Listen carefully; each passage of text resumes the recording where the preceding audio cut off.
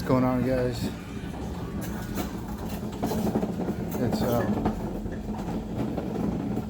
it's pretty late right now. It's like a little after 10 o'clock. Probably not that late for some of you, but I'm in a storage unit, and I wanted to kind of share something with you real quick. Something that I've noticed over probably the past couple of years. I never really needed a storage unit for anything else other than just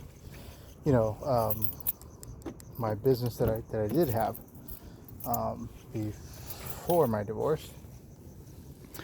One of the things I did notice over time was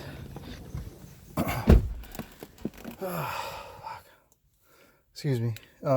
One of the things I did notice over time was I have needed a storage unit for like my personal things. Never really thought I needed that before, but then I needed a storage unit for personal things because you had to move all your stuff out if you went through a divorce. And then what happens is you move all your stuff into storage, or you get a place because you end up having a lot of stuff when you get divorced or when you get married, right? You start building a life together, you're building things together, you're collecting a lot of things, and and then you get a divorce, and then suddenly you have all this stuff and you got to go, and you have to live in a minimal lifestyle almost. And I did that for just a little bit, and I really considered going extreme minimalism, but then I realized because your children, if you yourself you have children, you really can't go minimal too much. So what happens is what I've noticed over the time, the gist of this whole video is that I've noticed going through a couple different storage units that I've been through over the time that I've been moving and stuff, is that if you want to see some of the most broken people, and I don't mean to offend anybody has a storage unit. I have a storage unit. I just came from it.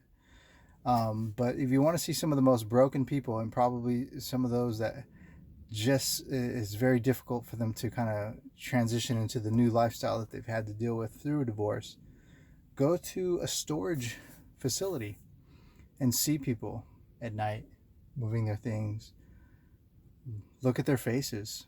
Go to a storage facility and you will see some of the most heartbroken people there. And you look at them and you tell yourself, God, that's kind of me.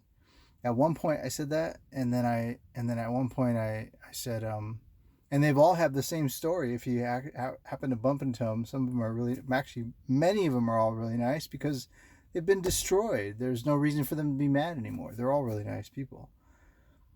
But you bump into them and they all have the same story. They've been divorced. This is maybe just my experience. You probably have a different experience. Go ahead and comment down below. But with what I've noticed quickly over the first year of having a storage space and then having to move my another storage space, and then really it's setting in, okay, it's clear as day. A lot of people are here not just trying to build a business or having things to just store in a place, but they're actually broken from life and from divorce. I don't want this to be me, I said. I don't want this to be me. Well, storing the stuff from the past, storing the stuff that continuously reminds you of the pain and the brokenness, will continuously keep reintroducing the broken pieces. And that's what you're doing. You're storing these broken pieces. Some of them may be valuable to you. By all means, don't go throwing them away or anything like that.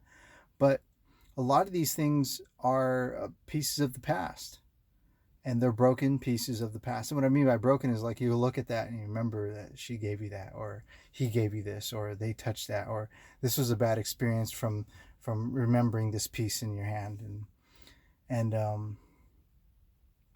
and get rid of that stuff. Get rid of it. Somebody may not want to hear this, but you know what?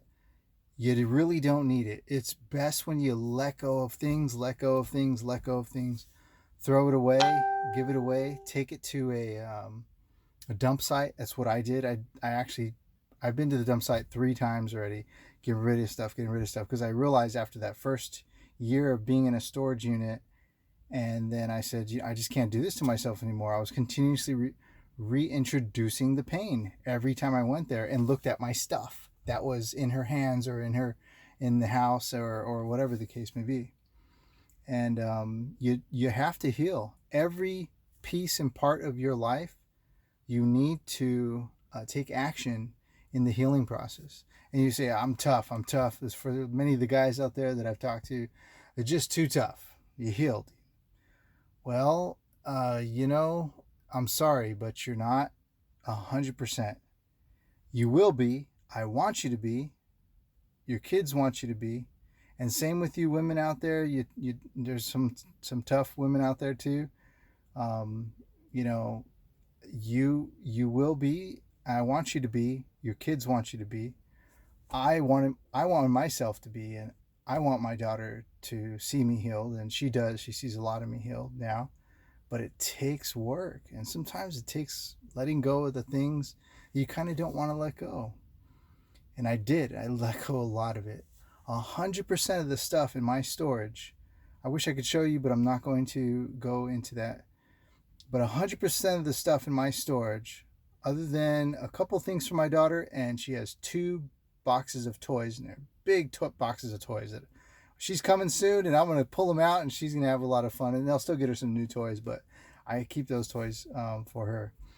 She loves, like, oh wow, these are big boxes of toys. She's just, it's awesome, right? 100%